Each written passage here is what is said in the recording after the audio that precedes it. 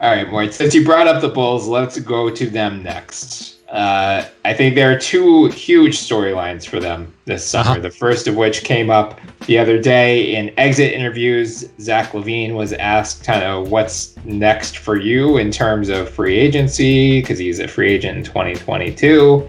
I think someone asked, like, would you give a hometown discount? And he was basically just like, no, hell no, absolutely not. Yeah. Eric Pincus of Bleacher Report, I believe, was the first to float this a couple months ago. The Bulls do have the option to renegotiate his contract and then extend him using their cap space. Otherwise, they're limited to only 120% of what he's currently making, which makes no financial sense for LaVine. So if they do that, they can get him close to what he would make on, if he became a free agent in 2022, close to his max. Do you think that makes sense for either side more? Yeah, I do. I mean, look, he's just finished his 7th season. He's going into his 8th, which means he's eligible for 30% of the cap. So if he renegotiates and extends this year, he would get the full 30% of the salary cap. And I mean, we don't know this. I don't think he will make All-NBA. But if he does make All-NBA, he'll be eligible for 35% of the cap. The Bulls would then have to clear more cap space to be able to afford the additional 5%. But they could, in which case, he's locked up. And for good money. Like, why would he turn that down? It's a max contract. Yeah, this is from Pincus's article. It would take about $14 million in cap space to give him a raise starting with next season. That would pay him almost $152 million over 4 years. Yeah. So again, probably not exactly as much as he can hit in 2022, but it also removes the risk. If you have, God forbid, he suffers an ACL tear or Achilles tear or something like that. Wait, why would he be eligible for more? Sorry to interrupt, but why would he be eligible for more in 2022? Because the cap's still going to rise again. Oh, so just cap volume. We're not talking percentages here because it would be like, I don't think it would be substantially more. Right. He could also get a 5th year tacked onto the deal at that point.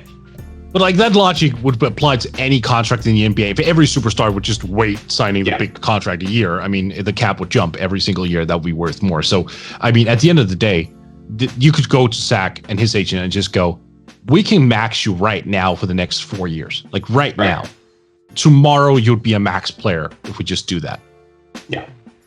The NBA's rules governing extensions in general are stupid, and I've caped on that for a while now. But if he waited until the following offseason, he could start at almost $34.7 million based on the current projection. So he would get a 5-year, $201.5 million deal instead of 4 years, 151 or whatever. Yeah, but here's the thing for me, I wouldn't care if it's a 4 or a 5-year deal for one reason. Then a couple years down the line, I can renegotiate and extend again. Or you'll become eligible for the full 35% when you're a 10-year veteran. So it's close enough that it shouldn't be a deal breaker for him either way. It gives him, again, insurance against a major injury in particular. I guess the big question is whether he feels confident enough in the Bulls' direction to make that sort of commitment. But at the same time, we've seen, time and again recently that just because you're on a contract doesn't mean you can't force your way out later. So Right. I think he should get the bag simply because he had a ACL tear back in Minnesota. I realize that for some that might be a weak argument because he's showed no signs of having long-term issues because of that injury, which, by the way, that's fantastic. But if you have had one of those injuries, why not just lock up that bag immediately? Plus, also, they love him. There's a reason they went out and got Nikola Vucevic just to pair up. That was the sign to Zach as well. Like, we want this. It didn't work this year, but this year is also weird. You and I have talked at length about how this particular season might even be more messed up than last year. I mean, it's just so super off. So I'm not really putting I'm not saying that the Nikola Vucevic trade is in any ways a failure or a disappointment. Like, they just need to get acclimated to one another. Like, Zach got COVID right after it. It was just bad timing all around. But that showed a sign right there. They have Patrick Williams, who I still think projects as a really good two-way forward at the end of the day. They have Thaddeus Young, who is literally LaVine's best friend. I don't think they're going to move off of him. They got Troy Brown Jr. They have, well, I was about to say they have a draft pick this year, but they may have a draft pick this year. It all depends on the top four. So we'll see. But I don't hate this roster. I hate components of the roster, and I think the Bulls right now, as currently constructed, would look a lot different in a couple of months, because, I mean, just read between the lines of what Billy Donovan says and what Arturas Karnisovas says, and it's all about, we want to improve the roster. We want to get better. That does not mean only internal development. That means getting out of Lauri Markkanen, of Denzel Valentine, Ryan Arcidiacono, like 3 guys who just are a net negative for them. I mean, get out of those players and just find guys who you can add to that team. Like Daniel Theis was such a fantastic acquisition. I understand they're already set in the front court, so he might just become a victim of depth. But I mean, that's a good ass player to have around, as opposed to, Daniel Gafford. I know he's playing well in Washington right now, but he's also having a playmaker alongside him. So yeah, it's Zach would need to see that there's a vision, but I think that vision is clearly there. And Coby White still has enough value that if you want to pivot away from him to someone with more, long-term potential or a better fit. Like, honestly, I think Coby would actually be pretty good for the Pelicans, right? He's that spot-up shooter that they need at the point. I mean, he's not being asked to do a whole lot else. His numbers back that up. He is much better as a spot-up shooter than someone off the dribble. Like a sign-and trade with Lonzo and then Coby White, and maybe you have to clear up more money to also re-sign Zach with the renegotiating extent. But if you can, I would say this, if you can find that money in the cap space, that you somehow acquire Lonzo Ball and you renegotiate and extend with LaVine, that's an A+ summer for the Bulls. Yeah.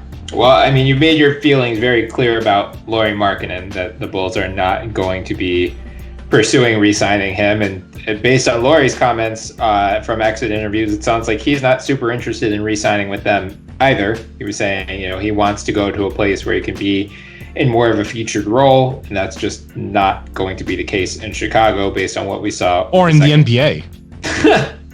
Yeah, Europe will be nice where he could have a featured role there. But right, what do you think is a fair price for him? Not for Chicago, because I don't think they're going to pursue him, but what's a reasonable expectation for him this summer? Well, he's probably expecting a lot more than what I think he's worth. I would compare him to Marvin Bagley in that sense. He's of course more of a pop guy than a role guy than Bagley, but like, he's a backup big who can get you points. So that's what, $7.5 million a year. Yeah, it feels like some team is probably going to overpay him and just they are immediately. Oh, absolutely. That's absolutely going to happen. They look at Lauri Markkanen and they go, this could be the next Dirk. I still hear people make that argument. I mean, it's going to be not Ryan Anderson 2.0. Yeah, and here's the thing. Everything about Lauri from a personality perspective, I actually like. This is a good dude. That's not. I know that I'm racking on him, but I'm not racking on him as a human being. Very, very important to differentiate this from a personality perspective. I only hear good things, and I speak to a lot of people about the Bulls because, like I was a fan for 22 years. I still have a lot of emotional ties to that franchise. Everything I hear about him from a personality perspective is great. He's just not for this era. If Lauri Markkanen had made the NBA in 2001, he would have been a freaking all-star. There's no doubt in my mind. Because, a 7-footer who can shoot that effortlessly? Really? Wow. That's great. Okay, cool. You know what? When he's not shooting the three, he's useless. There's no point of Lauri Markkanen being on the court if he's not shooting the three and hitting. Absolutely nothing. Yeah. So I know you brought up Theis, and because they acquired Vucevic, a starting role seems out of the question for him. But do you think if they can make the money work with regard to LaVine in particular, do you think they should try to bring back Theis as their primary backup? If they could make the money work after doing all the things I just mentioned, of course, but I don't think they can. He would be a sacrifice if you went the route of extending LaVine this summer. But if not, if you have enough cap space to re-sign him, I would do so. I wouldn't break the bank. I'm not looking at like 14, 15 million. I'm probably looking at around 8 or 9, which I think is fair, to be honest with you. But if some team out there goes, oh, we think he's worth more than that, like 12, 13, I'd probably let him walk, but I would hurt doing so because he was so good. Bulls fans really got, I mean, they really got this sense of, oh, we have good players again. A lot of them said, like, I don't remember who said that, but some Bulls fan in like one of the first games that Theis played for him was like, I can't remember the last time we had a center this good. Like they had Booch, but it's like, you know what I mean? Just having two centers of starting caliber, being of that quality, and all he did was just box out, rebound, put up the extra like fight in like interior defense and whatnot, and everyone was like, wow, we haven't seen this in ages. So there might also be some romanticism involved here in how you look at Theis, and looking at how the positions before that have just been horrid. But I just like his game. He passes the ball, he can shoot the three, he plays defense, he rebounds, he's sneaky athletic. You can also slide him down to the 4 if you need to. I just like him. I would love to retain him if I'm Arturas Karnisovas. I just don't know what the price tag is going to be. Yeah, that's fair. He's going to be another one of those like under the radar guys who probably could be had for a reasonable price and will make much more of an impact than his contract would suggest. Right. Also, by the way, Al-Farouq Aminu opted into his $10.2 million player option because obviously. Yes. But I think that could be one of those interesting things. Like if you were Chicago and you were looking to make like a major move at some point this summer, having that contract might not be a bad thing. If you are looking to match salaries, if you're trying to like build a pretty big package to acquire like a third star next to Vooch or LaVine, then I think it's not like Bulls fans were basically like just crying after they saw that he picked up that option. I don't think it's that bad necessarily. If you want to match salaries, like having 10.2 million at your disposal, that could benefit you greatly. Yeah.